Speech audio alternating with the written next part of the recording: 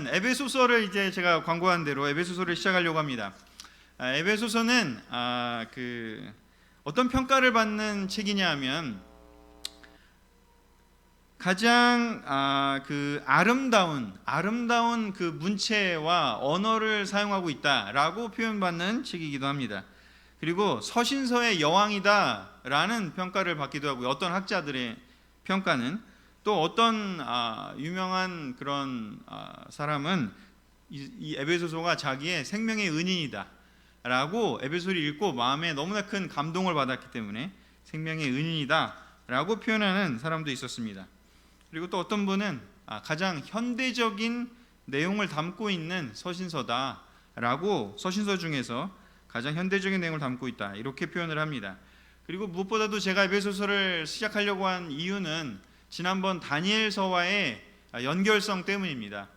다니엘서와 연결이 돼서 그 흐름을 같이 가져갈 수 있기 때문에 그 부분을 조금 이따가 다시 설명을 드리도록 하겠습니다. 지금 또 브라질에서도 함께 참석하고 있다고 우리 한세민 형제 가족이 또 글을 올렸네요. 너무나 감사합니다.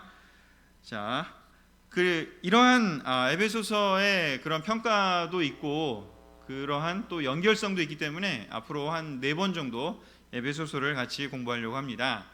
너무나 좋은 그런 시리즈가 되지 않을까 너무 기대가 되고요. 여러분들도 에베소서를 이렇게 좀 깊게 읽었으면 좋겠습니다. 자, 기본적인 배경을 좀 이해하기 위해서 설명을 좀 드리도록 하겠습니다. 기본적으로 에베소서는 바울이 뭐라고 표현하냐면 갇힌 몸이라고 표현을 합니다. 그래서 빌립보서와 또 빌레몬서, 골로새서와 함께 옥중서신으로 분류가 됩니다.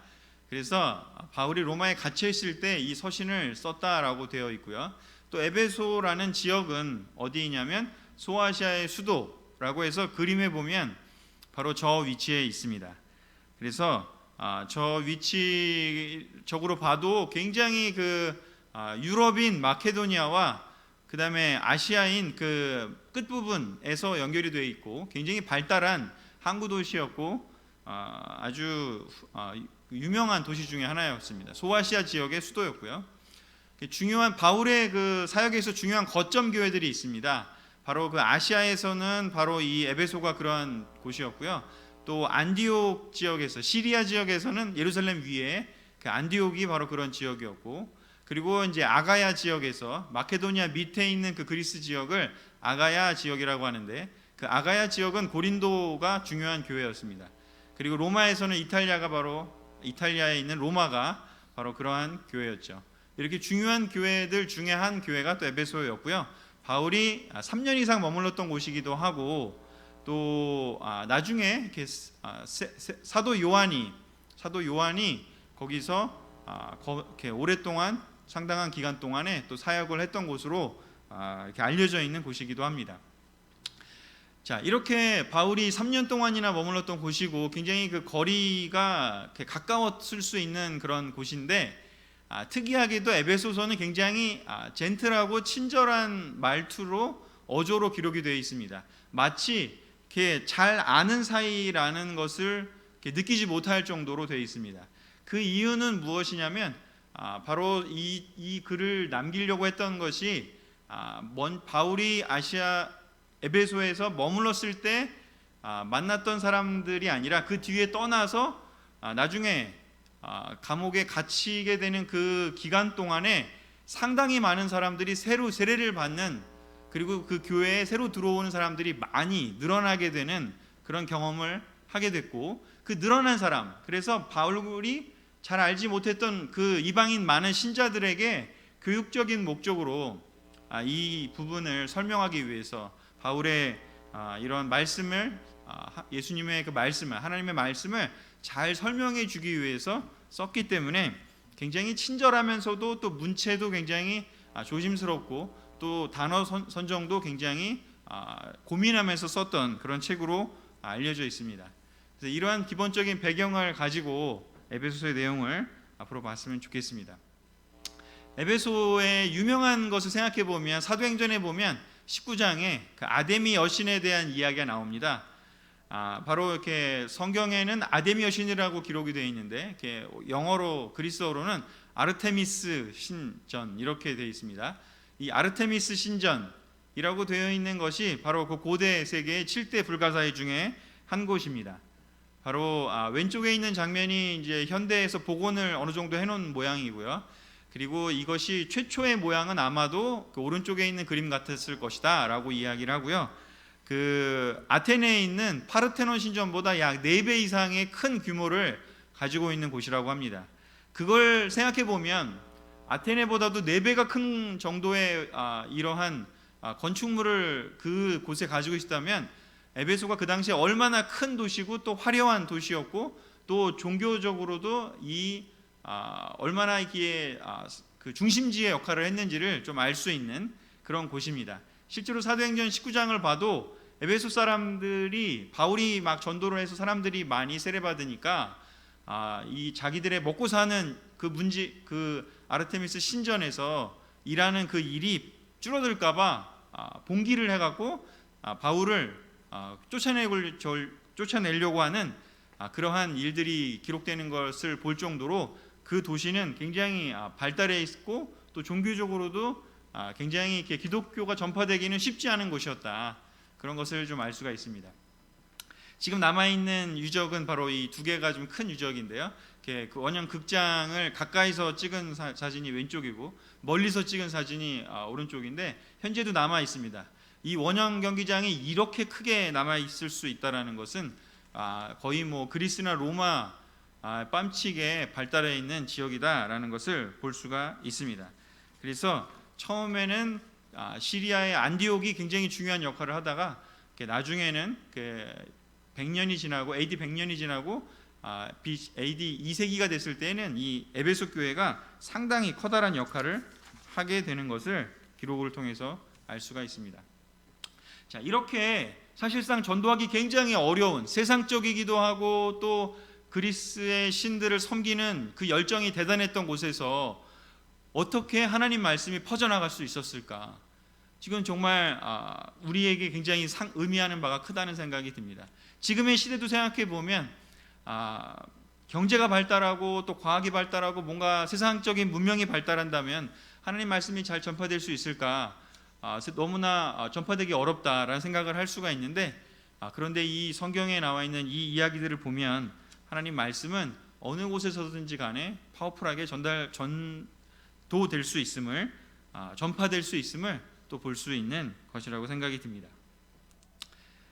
자, 이 에베소서를 제가 하려고 했던 이유가 바로 무엇인지 다니엘서와의 연결성이 있다라고 이야기를 했습니다. 다니엘서의 지난번 마지막 시간 때 제가 같이 나눈 그 구절이 바로 이 7장 13절 14절입니다. 한번 읽어보도록 하겠습니다. 내가 밤에 이러한 환상을 보고 있을 때에 인자 같은 이가 오는데 하늘 구름을 타고 와서 옛적부터 계신 분에게로 나아가 그 앞에 섰다. 옛적부터 계신 분이 그에게 권세와 영광과 나라를 주셔서 민족과 언어가 다른 뭇 백성이 그를 경배하게 하셨다. 그 권세는 영원한 권세여서 옮겨가지 않을 것이며 그 나라가 멸망하지 않을 것이다. 아멘. 포로로 끌려간 다니엘에게 있어서 이스라엘은 이제 사라졌고 다시 이스라엘이 회복될 수 있을까에 대한 것도 의문스러웠던 시대에 하나님은 다니엘에게 무엇을 이야기하는지 하나님의 나라는 영원한 파워가 있는 나라고 그리고 그 나라는 절대로 멸망하지 않을 것이다 라고 이야기를 하면서 보여주셨습니다. 다니엘은 그것이 이스라엘의 실질적인 어떤 국가적 회복이라고 생각했을지도 모르겠습니다. 그러나 하나님이 그에게 보여주신 것은 그냥 단순한 이스라엘의 국가의 회복을 넘어서서 정말 이 하나님의 큰 뜻을 보여주는 그런 예언이 되었습니다. 그리고 그 예언은 결국 신약에 와서 예수님을 통해서 그리고 예수님께서 교회를 세우시겠다고 하는 말씀을 통해서 예수님 승천 이후에 바로 교회를 통해서 그 하나님의 예언이 이루어져 가게 된다라는 것을 보여주고 있고 2000년이 지난 지금 우리에게도 교회라는 형태로 우리에게 전달이 되어져 왔습니다. 바로 하나님의 나라가 그렇게 신약 시대에는 예수님을 통해서 교회라는 모습으로 전달이 되어 온 것이죠. 그래서 그 교회에 대한 설명을 신약 성경 서신서 중에 가장 잘 설명해 주는 책을 바로 에베소서라고 볼 수 있기 때문에 그 에베소서를 통해서 우리가 그 하나님의 나라가 어떻게 우리에게 왔고 어떻게 또 우리는 그 하나님의 나라를 이해하고 받아들이고 또한 우리 삶에서 적용해야 되는지를 에베소서를 통해서 공부해 볼 수 있는 것입니다. 바로 하나님의 나라는 에베소서 1장 22절 23절을 통해서 이렇게 이야기를 하고 있습니다. 같이 읽어보도록 하겠습니다. 시작. 그리고 하나님은 모든 것을 그리스도의 발 아래 복종하게 하시고 그분을 만물 위에 교회의 머리로 삼으셨습니다. 교회는 그리스도의 몸이며 어디서나 모든 것을 넘치도록 채워주시는 분이 계신 곳입니다. 아멘. 다니엘서에서 예언했고 구약에서 이사야서에도 예언했던 그 하나님의 나라가 바로 어떻게 우리 사회에 우리에게 주어졌는지 바로 예수님을 교회의 머리로 주춧돌로 시작을 해서 바로 그 그리스도의 몸이 바로 교회이면서 그렇기 때문에 그 권세, 교회의 권세, 교회의 파워는 교회의 능력은 바로 예수님이고 예수님의 명령에 순종하는 그 몸으로서 우리 교회가 존재해야 되고 또 영원히 존속할 것이다 라고 이야기를 하는 것이죠.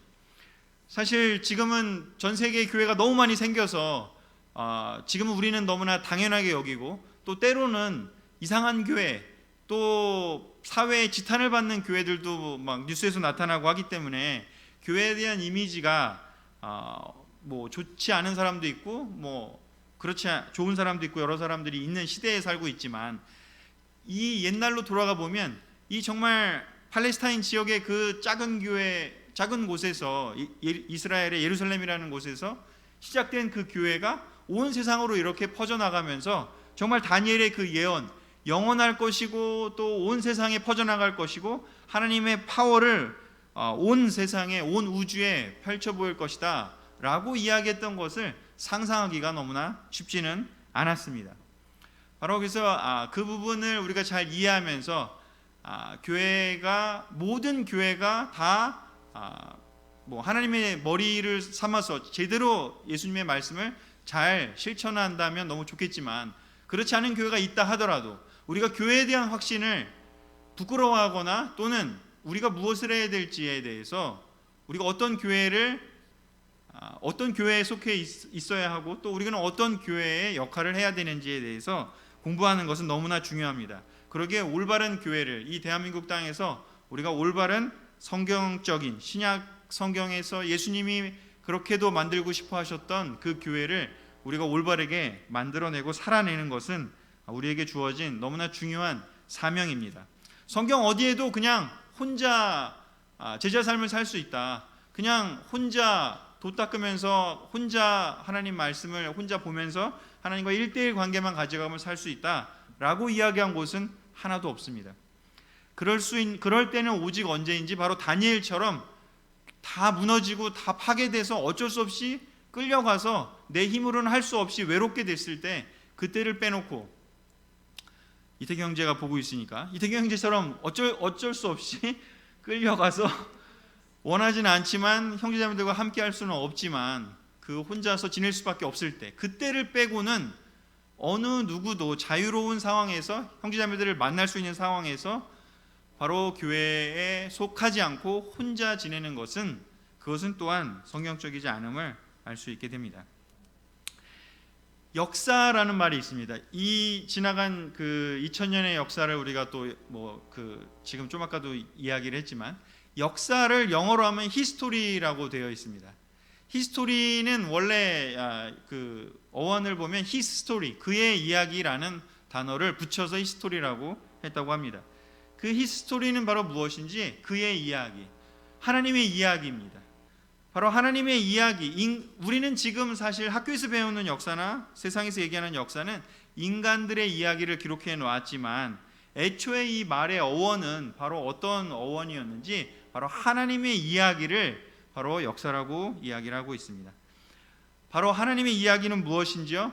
하나님은 성경에서 어떤 이야기를 계속해서 보여주시는지, 하나님은 아담과 하와를 창조하시면서 너무나 놀라운 하나님의 가족을 만들기로 결정을 하시고 아담과 하와를 만드셨습니다.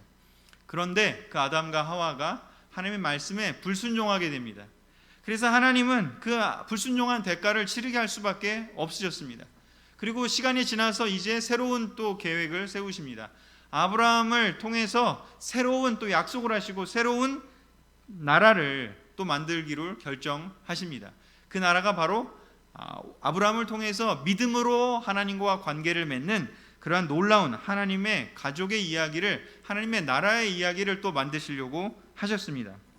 그런데 그 이스라엘이 하나님 말씀을 제대로 받아들여서 실천하는 것이 아니라 나만 선택받았다, 나만 구원받았다 라는 그 옳지 않은 교리를 만들어내면서 이방인들을 배척하고 이방인들을 경계선을 걷고 나만 구원받았고 너희들은 받지 않았어 라는 식으로 잘못된 선민 사상을 세우고, 또 게다가 하나님께서 하라고 한 것들은 또 안 하면서 아담처럼 또 불순종하고 거부하면서 또 그 약속을 깨트려 버리십니다. 그래서 하나님은 다시 또 계획을 수정하십니다. 이 아브라함을 통해서 원래 하고 싶었던 그 계획을 이스라엘이 어긋나 버렸기 때문에 이제는 예수님을 통해서 신약교회, 온 세상에 하나님의 가족을 올바로 만드는 그 일을 하겠다라고 결정하시고 바로 예수님을 보내셔서 예수님을 통해서 바로 하나님의 나라를 이제 이스라엘뿐이 아니라 원래 계획했던, 원래 아담을 통해서 계획하셨고 아브라함에게도 약속하셨던 하나님의 나라, 하나님의 가족을 만드는 그 이야기를, 그 계획을 바로 실천하신 것입니다. 즉 역사는, 하나님의 이야기는, 하나님의 스토리는 바로 무엇이냐? 하나님의 영원한 하나님의 나라를 만드시는 건데, 바로 그 영원한 하나님의 나라가 무엇이냐? 바로 하나님의 진정한 가족을 만드시는 이야기입니다. 하나님의 가족은 바로 굉장히 중요하시고 하나님이 그토록 원하셨던 것임을 우리는 알고 있어야 합니다. 아담을 통해서 하나님은 하나님께 순종하는 남자와 여자가 만나서 자녀를 낳고 하나님께 순종하는 가족을 만들기를 원했습니다. 그런데 그것이 어그러뜨렸을 때 다시 아브라함을 통해서 바로 그렇게 또 순종하는 그런 가족들을 만들고 싶으셨던 것이죠. 바로 이렇게 이 성경의 역사는 하나님의 가족을 만드시는 역사고 하나님의 나라를 확장해가는 역사인 것이죠. 그리고 이 세계사도, 우리가 학교에서 배우는 세계사는 사람들의, 나라들의 변천을 보여주지만 그의 이야기, 하나님의 이야기는 바로 무엇인지, 교회가 어떻게 전 세계에 퍼지고 하나님의 나라가 어떻게 전 세계에 퍼지는지를 보여주는 것이야말로 진정한 하나님의 역사인 것입니다. 바로 우리는 그 역사, 하나님의 역사 안에 지금 들어와 있습니다. 그래서 그 부분에 대해서 우리가 오늘 세 가지에 대해서만 좀 더 깊게 나누도록 하겠습니다. 바로 지금까지 나눈 것처럼 교회는 하나님의 가족이다. 여러분들은 또한 하나님의 그 가족에 속해 있음을 깊은 확신을 가지고 생각하셔야 합니다. 에베소서 1장 11절과 2장 19절을 같이 읽겠습니다. 시작. 그리스도 안에서 모든 것을 자기 뜻대로 이루시는 하나님의 계획을 따라 예정대로 우리는 그분의 백성이 되었습니다. 그러므로 이제부터는 여러분이 외국인이나 나그네가 아니라 성도들과 똑같은 시민이며 하나님의 가족입니다. 아멘. 이 이야기를 누구한테 하고 있는지 바로 에베소에 있는 이방인 출신 제자들에게 바울은 이야기하고 있습니다. 바로 너희들이 그 그리스의 아르테미스 신을 숭배하고 또는 제우스를 숭배하고 그렇게 신의 그 사람이 만든 신에 따라가던 사람들이 이제 하나님의 가족이 되었다는 선포를 하고 있습니다. 그 그리스의 신들의 숭배는 어떤 것을 의미하는지, 바로 신이 모든 것들을 다 주관해놓고 정해놓고 운명이 정해졌다, 운명 결정론이었습니다. 그래서 그 신에게 벌벌 떨면서 우리를 벌하지 말라달라, 우리를 축복해달라 하면서 신의 노여움을 풀기 위해서 애쓰는 그러한 겁 속에, 두려움 속에 어쩔 수 없이 섬겨야만 하는 그러한 신이었습니다. 그런데 이제 하나님께서, 바울은 하나님께서 바로 그 사람들을 그런 것에서 벗어나서 이제 하나님의 가족이 되었다라고 이야기를 합니다. 세상의 신들은 저 높이 하늘에 있고요, 그 다음에 사람들은 그냥 그 신이 막 부려먹어도 되는 노예와 같은 존재였습니다. 그런데 이 예수님을 통해서 바울이 전하는 하나님은 바로 누군지, 우리를 돌보시는 따뜻한 왕이시고 또한 우리의 아버지이시라고 이야기를 하는 겁니다. 이것은 정말 획기적인 말씀이었고, 이 당시에 이걸 들었던 사람들은 와, 정말 우리를 만드신 창조주께서 나를 그렇게 당신의 백성으로, 그리고 나를 그렇게 하나님의 가족으로 받아들인 건가? 라고 이야기하면서 너무나 감명 깊게 이 이야기를 듣고 받아들였다고 합니다. 우리는 어쩌면 시간이 너무 흘러서 내가 하나님 백성이 되는 건 당연한 것이다 라고 이야기할지 모르겠지만, 사실은 하나님의 백성이 되고 하나님의 가족이 되는 것, 그것은 어마어마한 일인 것입니다. 성도들과 똑같이, 그리고 또한 이 평등에 대한 이야기를 합니다. 모두가 똑같은 시민이고 하나님의 가족이라고요. 그리고 상당히 많은 이 에베소의 이방인들은 노예 출신들이 많았다고 합니다. 그들은 정말 노예였고 사회에서 비천한 사람이었습니다.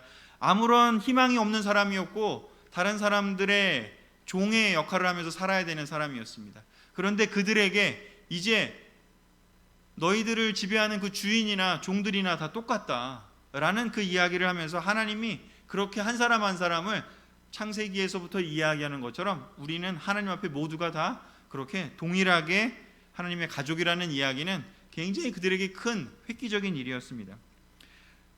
참으로 우리 사회에서는 너무나 이렇게 많이 보이지는 않지만, 미국이나 다른 그 나라들이나 유럽이나 이런 데를 보면 여전히 이렇게 백인과 흑인의 그런 갈등이 있습니다. 제가 지난 3월에 그 미국의 그 티처 포럼 갔을 때 주류 그리스도교회 쪽에서 그 흑인 교회를 운영하시는 분이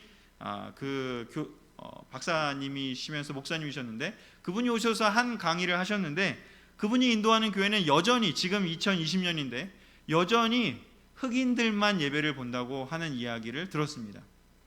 참으로 깜짝 놀랐고, 같이 갔던 베이너 목사님이 질문도 했습니다. 이게 왜 흑인끼리만 보냐, 왜 백인들하고는 같이 예배를 보지 않냐 라는 이야기를 할 정도로 너무나 놀라운 그런 장면이었습니다. 지금도 이 세상에서는 백인과 흑인의 그런 분리가 있고요, 또 남자와 여자의 분리가 있고요, 또한 이렇게 잘 사는 사람과 못 사는 사람의 분리가 있고요, 너무나 많은 분열된 곳이 있습니다. 그러나 교회는 하나님의 가족이기 때문에 그러한 분열들의 상황을, 그렇게 사람들을 나누는 것들을 다 파괴해버리고 바로 모두가 다 똑같은 하나님의 가족이라는 이 강력한 하나님의 말씀으로 우리는 하나가 되었습니다. 우리 안에 빈부의 격차든 인종의 다름이든 성별의 다름이든 남녀노소의 차이든 그런 어떤 것도 하나님의 가족을 만드는 데 있어서 장벽이 될 수는 없는 것이죠. 자, 그렇다면 하나님의 가족이 되려면 무엇을 해야 되느냐? 바로 하나님의 선물을 받아야 한다라고 바울은 설명하고 있습니다. 에베소 2장 8절에서 9절, 그리고 옆에 2장 1절에서 2절을 이렇게 대조되는 이야기를 지금 바울은 기록하고 있는데요, 그 부분을 한번 읽어보도록 하겠습니다. 에베소 2장 8절에서 9절 읽겠습니다. 시작. 하나님의 은혜로 여러분은 그리스도를 믿어 구원을 받았습니다. 그것은 여러분의 힘으로 된 것이 아니라 하나님의 선물입니다. 그것은 우리의 선행으로 된 것이 아니므로 아무도 자랑할 수 없습니다. 아멘. 바울은 이야기합니다. 하나님의 가족이 어떻게 되냐라는 질문할 때 바울은 이야기합니다. 하나님의 아버지로 받아들이기를 원하고 겸손하게 하나님 말씀에 순종하기로 결정을 하면 하나님께서 은혜로 그 선물을 그냥 주신다라고 이야기를 합니다. 그렇다면 하나님의 아버지로 받아들이지 못하는 사람들은 어떠한 사람들일까요? 에베소 2장 1절에서 2절이 그 부분을 설명하고 있습니다. 읽겠습니다. 시작. 여러분은 불순종과 죄 때문에 영적으로 죽었던 사람들입니다. 전에는 여러분이 세상의 악한 길을 따르고 하늘 아래의 영역을 지배하고 있는 마귀에게 순종하며 살았습니다. 이 마귀는 현재 불순종하는 사람들 가운데서 활동하는 영입니다. 바울은 이야기합니다. 우리가 하나님의 선물을 못 받을 수 있는 가능성은 딱 두 가지라고요. 첫 번째는 뭐냐면 하나님께 불순종하는 거예요. 아담이 불순종했고 하와가 불순종한 그 불순종이 동일하게 나타나고 있습니다. 그럼 하나님께 불순종하는 것은 바로 무엇을 의미하느냐? 즉각적으로 마귀에게는, 사탄에게는 순종하는 것을 의미합니다. 우리가 하나님이 아무리 선물을 주려고 하고 성령을 주려고 하고 하나님의 자녀로 삼으려고 하고 하나님 백성을 삼으려고 해도 우리가 거부하면, 불순종이 무엇이겠습니까? 거부하는 것이죠. 나 하나님 믿을 수 없어, 나 하나님 의심스러워, 나는 하나님의 그 저의가 의심스러워, 하나님이 나를 사랑한다는 것을 받아들일 수 없어, 하나님이 나를 이용해 먹을 것만 같아, 뭔가 꿍꿍이가 있을 거야, 그런 식의 불순종이야. 그리고 두 번째는 무엇이었는지요? 죄 때문이라고. 죄를 짓는 사람들은 그 죄를 회개하고 죄를 멈추려고 결정하고 하나님 앞에 나아오려고 하지 않는 사람은 하나님의 선물을 받아들일 수 없다고요. 이사야서 59장인가요? 뭐라고 얘기하죠? 하나님이 능력이 부족해서가 아니라고요. 우리에게 죄의 장벽이 있기 때문에 하나님이 아무리 우리에게 오시고 싶어도 하나님이 올 수가 없다라고 이야기를 합니다. 하나님은 선물을 너무나 주고 싶어 하십니다. 성경을 읽어보면 하나님이 너무너무 선물을 주고 싶어 하시는 모습을 여러 곳에서 볼 수가 있습니다. 그런데 우리가 죄를 짓고 있다면 그 죄는 하나님에게 장벽이 될 수밖에 없습니다. 하나님은 원하지만 그 죄의 장벽 속에, 죄의 그 어둠 속에 우리가 들어가 버리면 하나님은 빛이시기 때문에 올 수가 없는 것이죠. 우리가 이 부분을 깊게 확신을 가져야 할 것 같습니다. 우리가 심판받는 건 우리의 죄와 불순종 때문에 심판받습니다. 그런데 우리가 구원받는 것은 우리가 순종하고 우리가 잘해서 구원받는 게 아니라는 것입니다. 두 개의 기준이 다릅니다. 심판의 기준은 우리의 죄와 우리의 불순종 때문이고 우리의 행위 때문이지만 우리가 구원받는 건 우리의 행위 때문이 아닙니다. 온전히 하나님의 은혜 때문입니다. 온전히 예수님이 모든 걸 다 하시고 하나님이 모든 걸 다 하신 것이죠. 그렇다면 우리는 바로 무엇을 해야 되느냐? 하나님의 은혜를 구하는 그런 겸손함이 필요합니다. 하나님이 가족이 되려면 하나님의 선물을 받아야 하는데요, 그 하나님의 선물은 우리 어떻게 오는지, 또 어떻게 그 선물이 우리에게 역할을 하는지를 에베소 1장 15절에서 19절은 이렇게 기록하고 있습니다. 같이 읽겠습니다. 시작. 나는 여러분이 주 예수님을 잘 믿고 모든 성도를 사랑한다는 말을 듣고 기도할 때마다 여러분을 생각하며 항상 하나님께 감사하고 있습니다.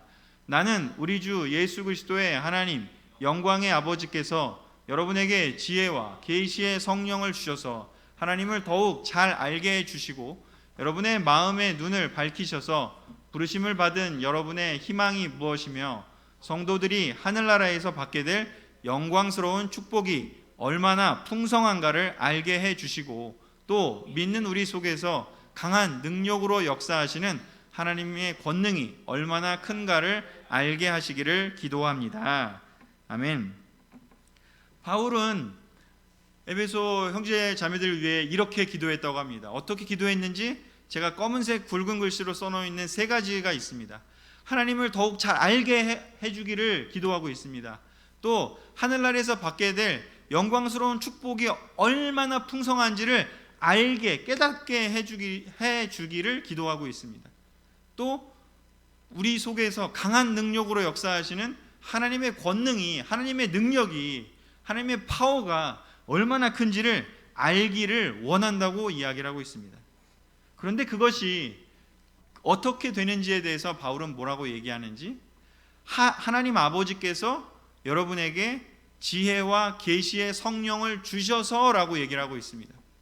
우리의 힘으로, 우리의 노력으로 얻을 수 있는 게 아니라 하나님이 우리에게 지혜를 주시고 계시의 성령을 주셔야 합니다. 참으로 신기한 것은 똑같은 성경을 사람들에게 보여주고 성경부를 하고 같이 많이 읽더라도 어떤 사람들은 똑똑한 사람이라 하더라도 세상적으로 봤을 때 도저히 이해하지 못하고 오해하게 받아들이거나 아니면 이상하게 받아들이는 경우들을 많이 봅니다. 그것은 바로 무엇인지 그 사람이 인간적인 지혜가 부족해서가 아니라 하나님으로부터 오는 지혜와 하나님으로부터 오는 계시, 깨달음, 성령이 그 안에 역사하지 않기 때문인 것이죠. 우리가 기억해야 됩니다. 우리가 하나님께 나아가서 기도하고 또 노력하고 큐티하고 성경을 읽고 또 여러 가지 사람들을 돕고 또 선하게 살기 위해서 많은 것들을 하겠지만, 우리가 그것을 했다고 해서 하나님이 우리를 은혜를 주시는 것은 아닌 것입니다. 바로 우리의 마음을 보시고 우리의 유익을 위해서 우리가 정말로 하나님께 겸손하게 구하고 우리의 겸손하게 하나님께 나아가는 그 마음을 보시고 이제 성령을 주어도 오해하거나 잘못 쓰지 않겠다라는 하나님의 판단이 드실 때 그때 우리에게 주실 겁니다. 그렇다면 우리는 무엇을 해야 될까? 바로 그것을 주실 때까지 겸손하게 끊임없이 포기하지 말고 구하고 또 우리의 할 일을 겸손하게 해나가는 것입니다.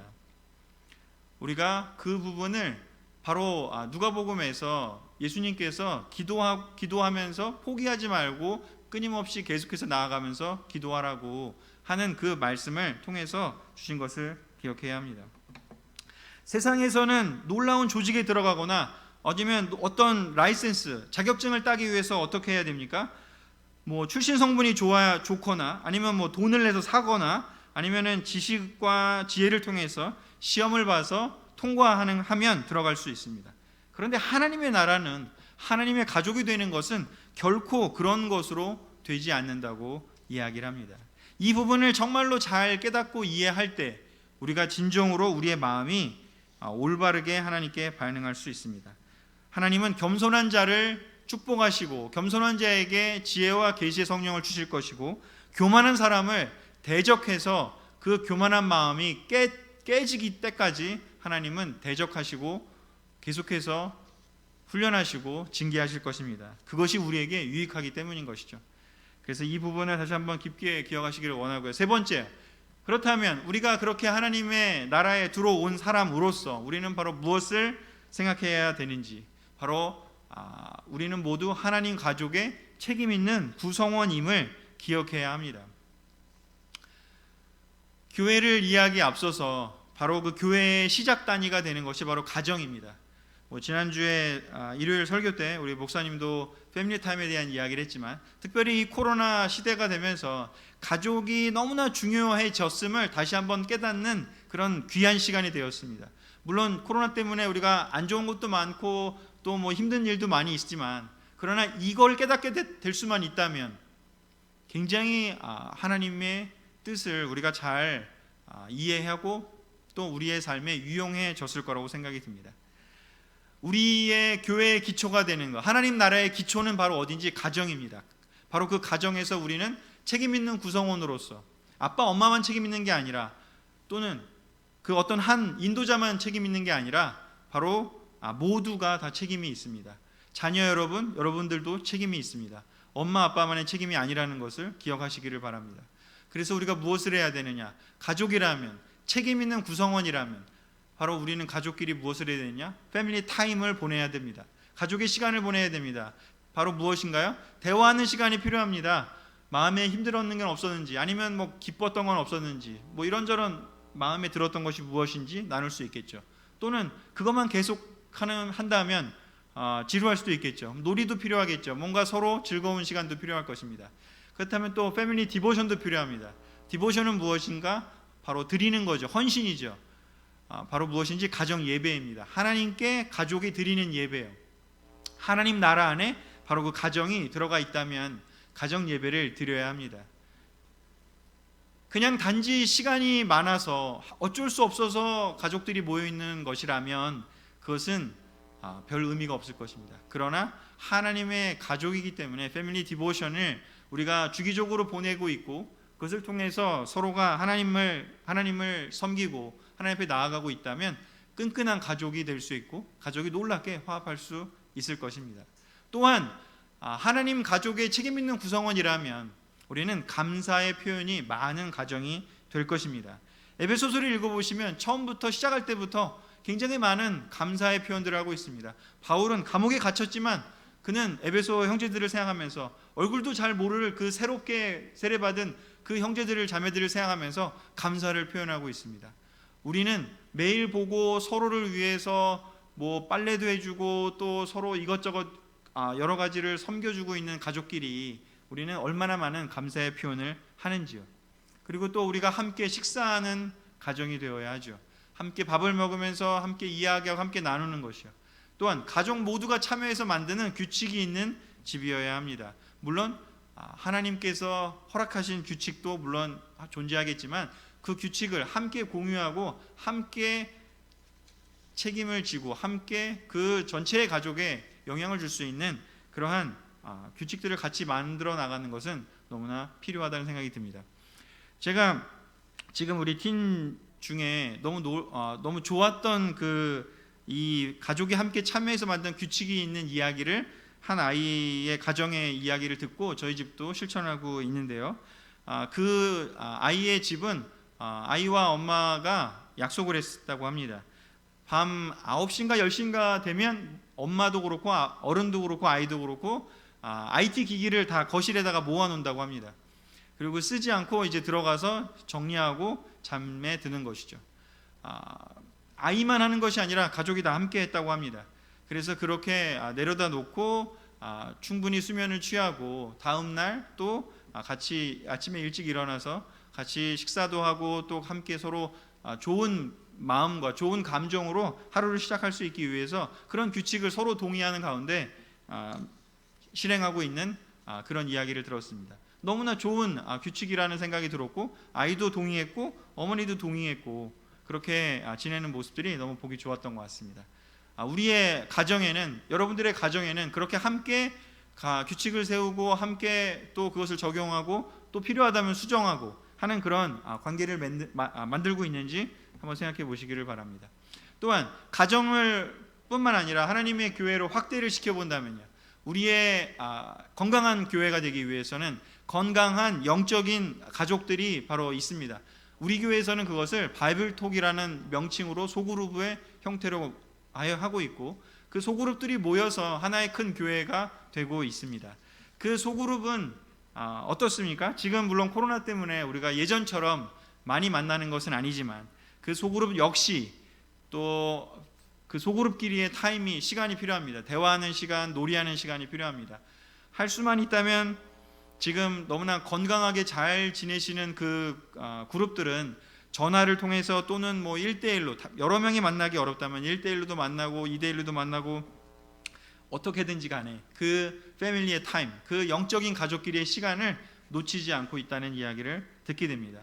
서로 그리워하고 서로 창의적으로 그 시간들을 만들어내고 있는 것이죠. 뭐 온라인으로도 할 수 있고 오프라인도 할 수 있고 무슨 일이 됐던지 간에 하나님의 가족의 책임 있는 구성원이라면 그 시간을 누군가 해주겠지가 아니라 내가 먼저 그 시간에 적극적으로 참여하는 것이죠. 또한 가족끼리 예배를 우리가 함께 보는 것이죠. 온라인 예배, 오프라인 예배, 우리가 예배 공동체이기 때문이고요. 또한 최근에 여러분의 영적인 가족들과 얼마나 또 감사의 표현이 있었는지요. 서로에 대한 그리움과 서로에 대한 감사함은 표현하면 할수록 표현 아무리 많이 해도 부족함이 없다라는 생각이 듭니다. 최근에 저에게도 감사의 표현들을 아이들이 해줬을 때 너무나 기뻤고 또 우리 팀들이 또 해줘도 너무 기쁘고 이렇게 만날 때마다 해주면 기쁘고 저도 또 그 친구들에게 또는 다른 형제들에게 이렇게 감사의 표현을 하면 할수록 제 마음이 기뻐지는 걸 많이 느낍니다. 또 함께 식사하고요. 그리고 또 모두가 참여하고요. 뭐 내가 안 해도 되겠지라는 식의 태도는 하나님 가족의 책임 있는 구성원의 태도는 아닌 것이죠. 그냥 인도자가 알아서 해요. 뭐 이런 것도 아니겠고요. 모두가 참여하는 우리가 모든 가족의 책임 있는 구성원으로서 모두가 참여해야 합니다. 또한 우리가 영적인 가족으로서 우리가 하나님 말씀을 열심히 공부할 필요가 있는 것이죠. 그래서 말씀을 같이 큐티하고 나누고 또 공부해서 나누고 그렇게 카카오톡을 이용하든 아니면 무엇을 통해서 이용하든 이렇게 말씀을 공부해서 나누는 그러한 공동체가 될 때 비로소 건강한 교회가 될 수 있을 것이라고 믿습니다. 자, 오늘 교회 하나님의 나라 정리하도록 하겠습니다. 다니엘로부터 시작됐고 그 전에 창세기부터 하나님이 태초부터 아담과 하와를 만들 때부터 그리고 그 온 우주를 만들 때부터 하나님의 계획 속에는 바로 무엇이 있었느냐? 하나님의 가족을 만들겠다는 계획이 있었습니다. 그리고 그 가족이 커져서 나라가 될 것을 기대하셨습니다. 바로 그 교회는 하나님의 가족인 것입니다. 바로 우리는 그러한 하나님의 역사 안에 들어와 있습니다. 우리가 이렇게 하나님의 교회 안에 있는 것이 별것이 아니라고, 아니면 그 중요성을 그냥 잘 깨닫지 못하고 있다면 여러분 에베소서를 깊게 보시고 묵상하시기를 권하고 싶습니다. 지금 우리가 이 교회 안에 들어와 있는 것은 단지 분당 그리스도 교회 안에 들어와 있는 그런 작은 그런 개념을 넘어서기를 권하고 싶습니다. 여러분은 하나님의 태초부터 예정된 그 하나님의 계획 안에 들어와 계신 것입니다. 근데 어떻게 들어왔을까요? 하나님의 가족이 되신 이유는 여러분이 하나님의 선물을 겸손하게 받아들였고 순종했기 때문입니다. 여러분이 주신 성분이 좋아서도 아니고요, 여러분이 돈을 많이 냈기 때문도 아니고요, 여러분이 너무 똑똑해서 시험 봐서 통과했기 때문도 아니고요, 여러분이 너무나 착해서 많은 선을 행해서도 아닙니다. 우리가 어떤 상태에 있든지 간에 우리가 하나님으로부터 거저받았음을 기억해야 합니다. 우리가 그 원리를 다시 기억하고 우리가 다시 무엇을 해야 되느냐?